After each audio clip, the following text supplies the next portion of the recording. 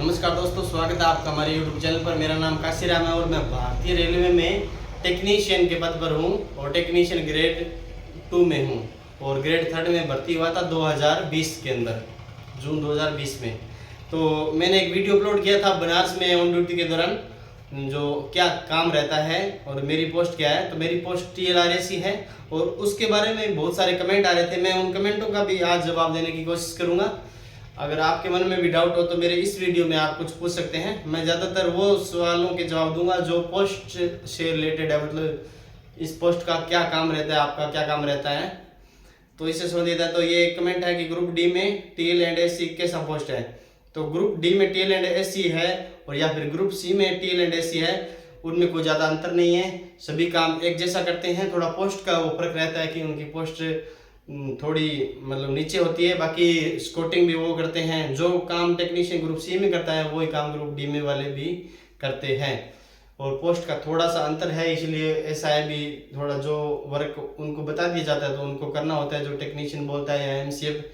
और जो सभी है वो SSC के अंडर में आते हैं, सीनियर सेक्शन इंजीनियर के अंडर में। TLRAC के बारे में बता रहा हूँ मैं आपको। तो ये स्कोटिंग करते हैं, दोनों स्कोटिंग करते हैं, तो कोई अंतर नहीं है। सर PCM टेक्नीशियन का क्या काम रहता है। तो PCM टेक्नीशियन में ऐसा नहीं है, जो टेक्नीशियन है वो टेक्नीशियन है। इसमें ITI की या कुछ भी किया है वो टेक्नीशियन, रेलवे के आने के बाद उसमें कुछ डिप्लोमा डिग्री का महत्व नहीं है, वो टेक्नीशियन है। और इलेक्ट्रीशियन है तो वो उनका काम वही रहेगा सेम। वर्कशॉप में इलेक्ट्रिकल का काम क्या रहता है। तो वर्कशॉप में भी अलग अलग पोस्टें होती है। आप सही से किसी पोस्ट के बारे में जानना हो तो पूछें। ये बोल रहे हैं सर मैंने AC टेक्नीशियन का कोर्स किया है और मैंने NCVT ITI किया है। इसमें ये बंदा पूछ रहा है भी अलग अलग है। इनमें कई ज़्यादातर ऐसे क्वेश्चन आ रहे हैं जो RAC होता है, RAC उसमें कई लोगों का डिप्लोमा होता है। तो जैसे मेरी पोस्ट है TLRAC और मैंने इलेक्ट्रीशियन में ITI किया है, तो मैंने RAC से कोई डिप्लोमा नहीं किया है। और RAC दो प्रकार के होते हैं। एक तो होता है जिससे स्टेशन पर ड्यूटी लगती है, RAC वालों के जो रिप्रेजेंटेशन वाले हैं वो अलग होते हैं।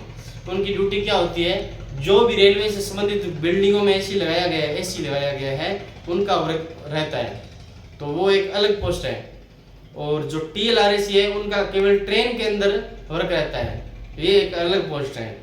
तो दोनों अलग अलग पोस्ट है, ये बात ध्यान रखें। SC की सैलरी कितनी है दोस्त, ये सैलरी के बारे में बहुत क्वेश्चन आ रहे हैं। सैलरी कितनी है, तो SC मैं बता रहा हूँ, जो SC टेक्नीशियन है जो ट्रेनों में चलते हैं उनकी सैलरी किसी भी अदर टेक्नीशियन है उनकी इतनी नहीं बन सकती जितनी SC के जो टेक्नीशियन है उनकी सैलरी बनती है। और सैलरी के बारे में उसमें रेलवे में ऐसा है भी SSC की भी सैलरी उतनी नहीं होती जितनी SC के टेक्नीशियन की सैलरी होती है, आपको ये बता दूं। और सैलरी का मैं अलग से वीडियो बनाऊंगा, आज केवल पोस्ट के बारे में जानकारी दे रहा हूँ। तो ये पूछ रहा है TRS में काम क्या रहता है। तो TRS होता है, ज़्यादातर काम TRS का रहता है लोको शेड के अंदर। लोको शेड मतलब TRS का जो जो ऊपर ओवरहेड लाइन उससे चलता है, जो लोको बिजली द्वारा चलता है, उनका जो शेड्यूल मेंटेनेंस होता है वो TRS का काम है। और TRS भी एक अच्छी पोस्ट है। और एक पूछ रहा है SNT पोस्ट के बारे में क्या काम रहता है। तो SNT की पोस्ट ऐसा है, ध्यान से सुने भी, वो रहती है एक स्टेशन के अंदर एक उनका ऑफिस रहता है जो जिसमें SNT की ड्यूटी रहती है। तो वहाँ पर स्टाफ आता है और सीनियर सेक्शन इंजीनियर के अंडर में आता है। तो वो एक हफ्ते में एक बार तो उनका शेड्यूल मेंटेनेंस होता है। एक बार उनको डब्बे जो लगे रहते हैं पटरी के साइड पास में, उन डब्बों में एक बार एक वीक में उनको अनुरीक्षण करना ही है, खराब हुआ है या नहीं हुआ, वो हो गया। और दूसरा ये, अगर वो कोई कंप्लेन नहीं है तो वो बैठा रहेगा, अन्यथा कंप्लेन होने पर ही जाना पड़ता है, और नहीं तो वो वहाँ पर ऑफिस में उनकी ड्यूटी रहती है। वो एक अच्छी पोस्ट है। अगर आपको जैसे जिस प्रकार की आपको पोस्ट अच्छी लगती होगी उस प्रकार से आराम के हिसाब से वो अच्छी पोस्ट है, ज़्यादा उसमें भागदौड़ नहीं है। सर TL इलेक्ट्रिकल जनरल में बेस्ट पोस्ट कौन सी है। TL और इलेक्ट्रिकल जनरल असम में बेस्ट पोस्ट कौन सी है। TL की पोस्ट बेस्ट है। TL जो ट्रेन लाइटिंग का क्या काम रहता है आपको बता दूं। स्टेशन पे उनकी ड्यूटी लगती है, ऐसे स्टेशन पे ड्यूटी लगती है जहाँ से गाड़ियाँ शुरू होती हैं। ऐसा नहीं है कि जहाँ से रनिंग होती है वहाँ नहीं लगती, वहाँ भी ड्यूटी लगती है, पर वो प्लेटफार्म पे ड्यूटी लगती है। रनिंग गाड़ी में जो भी प्रॉब्लम होती है वो टीएल का मतलब होता है बिना एसी के कोच, समझ लो आप। नॉन एसी कोच टीएल के अंडर आते हैं, प्लेटफॉर्म पर वही चालू करते हैं, वही मेंटेनेंस करते हैं। कहीं कहीं टीएल और आरएसी दोनों कंबाइंड भी होते हैं, ये आपको बता दिया। और टीएल वाले भी स्कूटिंग में चलते हैं, एसी में, ये भी आपको बता दूं। सर आपकी जॉब में ओवर टाइम मिलता है क्या? बहुत ओवर टाइम मिलता है, इसका स्पेशल वीडियो बनाएंगे। ओवर टाइम का फुल ओवर टाइम मिलता है, फुल अलाउंस मिलता है। इस पोस्ट में तो आप फुल अलाउंस फुल है, आप सबसे पहले भी भर सकते हैं।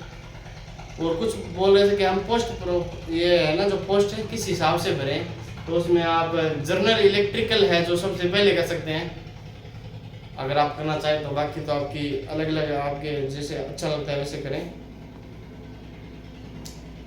ये बोले सर मैं एसी मैकेनिक हूँ, ये एसी मैकेनिक है जो मैंने वीडियो डाला था, वो आप वीडियो ज़रूर देख लीजिए। मैंने एक वीडियो डाला था एसी के बारे में। ये मुंबई फर्स्ट चॉइस है।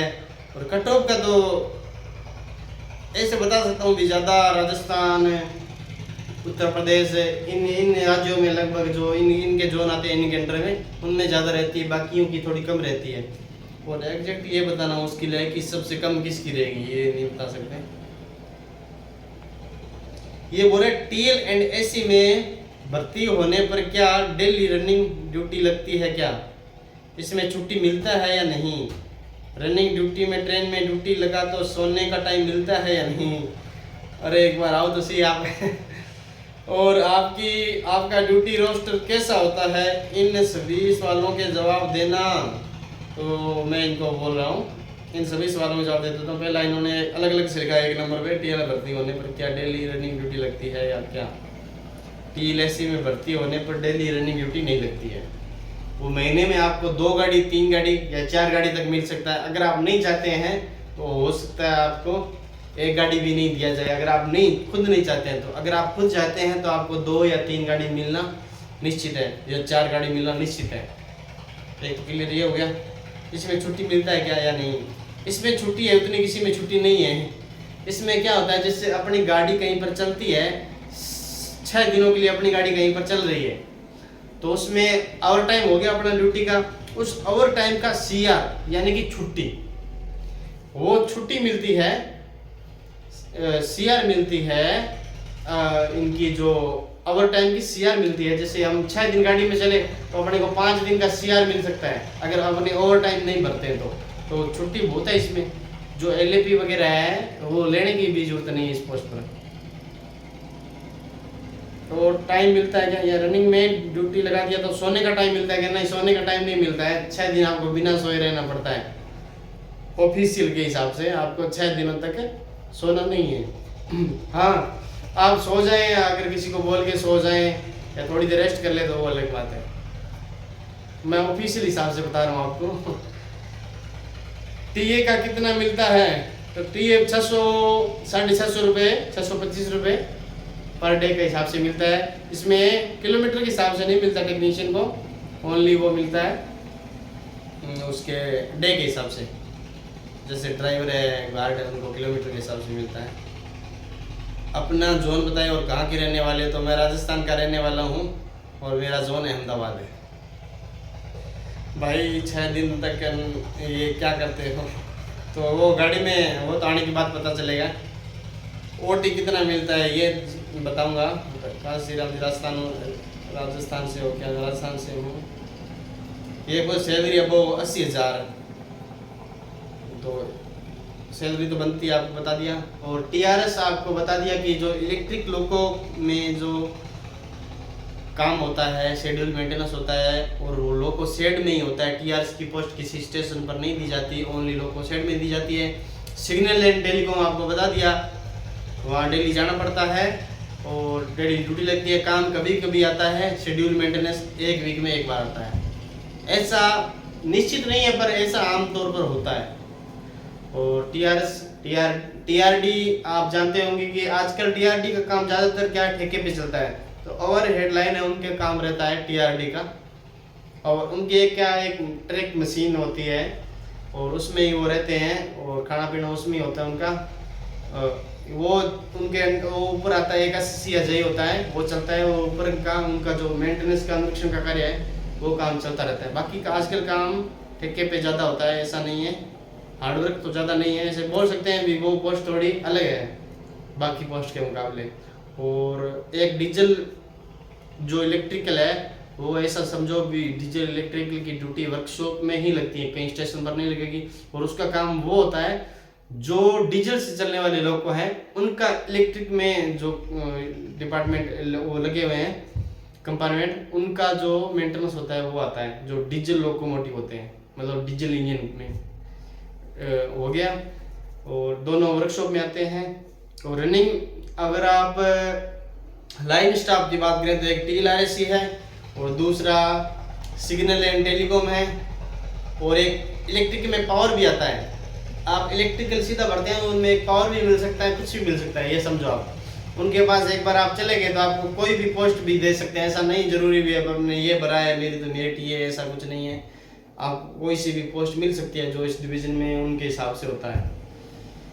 तो पावर का काम ये रहता है, एक लाइनमैन है, इसी तरीके से मानो जो रेलवे वालों का एक लाइनमैन होता है वो पावर टेक्नीशियन है, क्योंकि उनके घरों में जो बिजली होती है उनकी वही देख रेख करता है। और बाकी कोई टेक्नीशियन रह गया हो तो मेरे को कमेंट करके बताना, मैं जरूर जवाब दूंगा। सैलरी के बारे में और पढ़ाई वगैरह किस प्रकार से करनी है उसके बारे में एक अलग से वीडियो बनाऊंगा। अगर आप इस चैनल पर नए हो तो जरूर सब्सक्राइब कर लें, क्योंकि मैं अभी लगभग पहले मैंने वीडियो बनाए थे पर नहीं बनाए बीच में, तो अभी बहुत ज़्यादा कमेंट आ रहे थे, इसलिए मैं अभी कंटिन्यू वीडियो इन पर बनाऊंगा। कोई कमेंट हो तो मेरे को बताइए, मैंने आज जो कमेंट थे उनके जवाब दिए हैं। धन्यवाद दोस्तों, तो वीडियो को लाइक करें अगर पसंद आए तो।